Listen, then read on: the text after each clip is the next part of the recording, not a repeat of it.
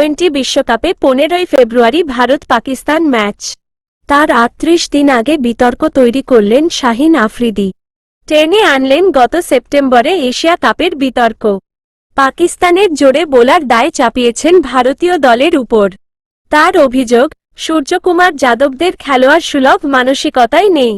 শুধু তাই নয়, তার অভিযোগ, এশিয়া কাপের ভারত পাকিস্তান ম্যাচে সুরেরা অশোভন আচরণ করেছেন। বুধবার লাহোরে এক সংবাদ সম্মেলনে আফ্রিদি আলাদা করে কোনো ভারতীয় ক্রিকেটারের নাম নেননি। তিনি বলেন, সীমানার ওপারে থাকা মানুষজন খেলোয়াড় সুলভ মনোভাব লঙ্ঘন করেছেন। সূর্যের ভারতকে সতর্ক করে দিয়ে আফ্রিদি বলেন, আমাদের কাজ হল ক্রিকেট খেলা এবং সেটাই আমাদের মূল লক্ষ্য। আমরা মাঠে এর জবাব দেওয়ার চেষ্টা করব। তার এই মন্তব্য কলম্বোয় ভারত পাকিস্তান ম্যাচ নিয়ে উত্তেজনা বাড়িয়ে দিয়েছে। তবে বিশ্বকাপে আফ্রিদি আদৌ খেলতে পারবেন কিনা তা নিয়ে সংশয় রয়েছে। অস্ট্রেলিয়ায় বিগ ব্যাশ লিগে খেলার সময় তিনি চোট পান। তাকে দেশে ফিরে যেতে হয়। এশিয়া কাপে কি হয়েছিল? এশিয়া কাপ চলাকালীন ভারত ও পাকিস্তানের মধ্যে উত্তেজনা মাঠের সীমানা ছাড়িয়ে বাইরেও ছড়িয়ে পড়েছিল, যার ফলে খেলোয়াড়দের পারস্পরিক সম্পর্ক ক্রমশ তিক্ত হয়ে ওঠে। টুর্নামেন্টের ম্যাচগুলিতে ভারতীয় ক্রিকেটারেরা পাকিস্তানি খেলোয়াড়দের সঙ্গে করমর্দন করতে অস্বীকার করেন। এই সংঘাতের আবহ পুরো টুর্নামেন্ট জুড়েই বজায় ছিল। সূর্যকুমারের দেখানো পথ দলের বাকিরাও অনুসরণ করেন এবং পাকিস্তানের ক্রিকেটারদের সঙ্গে কোনো ম্যাচেই তারা করমর্দন করেননি। ভারত পাকিস্তান ম্যাচে মাঠের ভিতরের পরিবেশও ছিল উত্তপ্ত।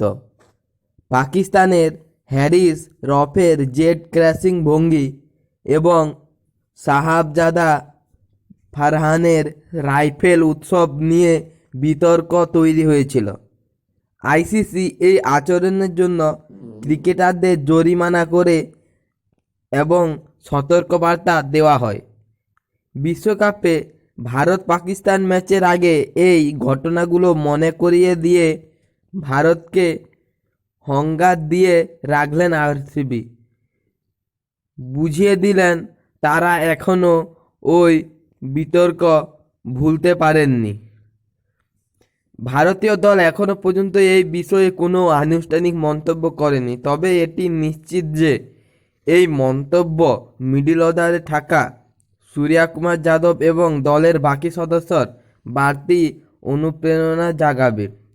সময় মিলিয়ে টি-20 বিশ্বকাপে ভারত পাকিস্তান ম্যাচটি এখন কেবল ক্রিকেটীয় দক্ষতা প্রদর্শনের মঞ্চ নয়, এটি এখন বদলা লড়াই পরিণত হলো, যার সূচনা করলেন শাহিন আফ্রিদি।